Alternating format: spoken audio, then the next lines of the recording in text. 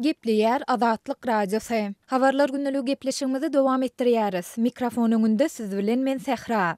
Aşgabatyň köçelerinde denan sürjüleriň sürjülük şahadatnamalarynyň ellerinden alynmagy bilen bagly çäre we dürli reňktäki ulaglar sürmäge girdilen gadagynçylyklar dowam edýär. Hökümete degişli edara kärhanalarda işleýän aýal gyzlaryň ulag sürmegine çäklendirme girdilmeýär. Bu barada Azatlyk Radiosynyň paýtagtdaky habarçylarynyň biri habar berýär. Denan sürjülerde özleriniň döwlet edara kärhanasynda işleýändir barada guwanama bolsa, onda olaryň ulag sürmegine ruhsat berilýär. Şol bir wagtda denan sürjüler ählisi ulaglaryny awtologlara hasaba alyş merkezinde hasaba aldyryp ýa-da täze sürüjiniň adyna geçirip bilmeýärler diýip anonim şertde söhbetdeş bolan habarçy 18 martda gürrüň berdi. Habarçy güwanamasy bolmadyk denan sürjüleriň käbirleriniň polisiýanyň ýol gözegçiligi gullugynyň işgärlerine para berip ýa-da ýokary wezipelerde işleýän tanış bilişlerine jaň edip sürjülük şahadatnamasyny aldyrmajak bolýandygyny ýöne olaryň sanynyň juda çäklidigini hem aýtdy. Häzirki wagt şäherde ulag sürýän denanlaryň sany juda çäklendi. Men öňden bäri ulag sürüp gelýän 3 denan bilen söhbetdeş boldum. Olar ulag sürmeklerini besetdiler we häzirki wagt garaşýarlar. Olar näme boljagyny bilmeýärler diýip habarçy belledi. Onuň sözlerine görä polisiýanyň ýol gözegçiligi gullugynyň işgärleriniň ýaşy 40-dan geçen denanlaryň ulagy öz adyna satyn almagyna we sürmegine ruhsat berjekdigi barada gürrüňler hem bar. Ýöne Azatlyk Radiosynyň bu gürrüňleri degişli türkmen resmiýetlerine tasdiklatmak synanşyklary häzirlikçe netije bermedi. Şeýle-de habarçy paýtagtda diňe ak, kümüşsow we altynsow reňktäki ulaglaryň hereketine ruhsat berilýändigini aýdyp, polisiýanyň ýol gözegçiligi gullugynyň işgärleriniň beýleki reňktäki ulag sürüjülerini dürli bahanalar bilen saklaýandygyny hem belleýär. Polisiýa işgärlerine dürli reňktäki ulaglaryň sürüjülerine, denan sürüjülere we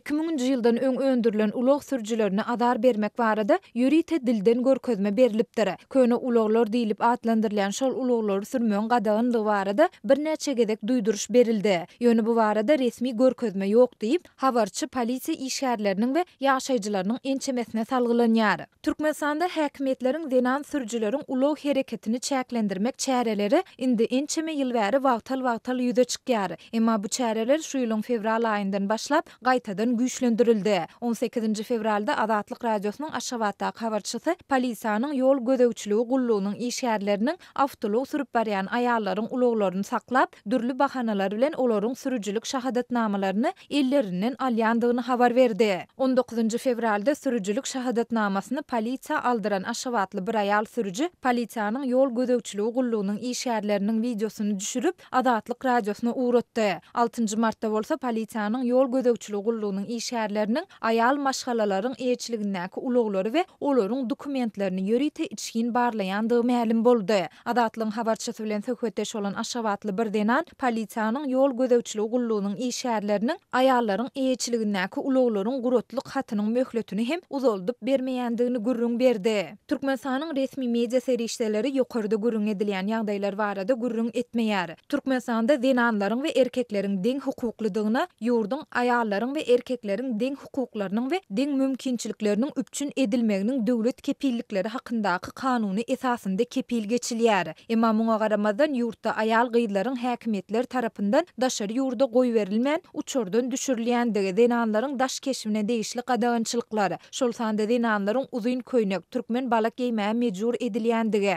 döwlet idaralarynda işleýän denanlaryň dynç wagtynda köçe süpürmek, owa hojalyk işlerine çekilmek we resmi dawaralara gatnaşmaga mejbur edilmek ýaly ýagdaýlara sebäp bolmagy barada Azatlyk Radiosynyň habarçylary we garaşsyz habar serişdeleriň ençemesi ýygyderli habar beripdi. Geçen ýylyň iýul aýynda Türkmenistanyň wekilleri Birleşen Milletler Guramasynyň aýallaryň hukuklarynyň kemsidilmegini ýok etmek baradaky komitetine Jenewada beren hasabatynda esasan milli kanunlary tisdirlemek bilen çäklenip, özlerine berilen soraglara takyk jogap bermekden saklandylar.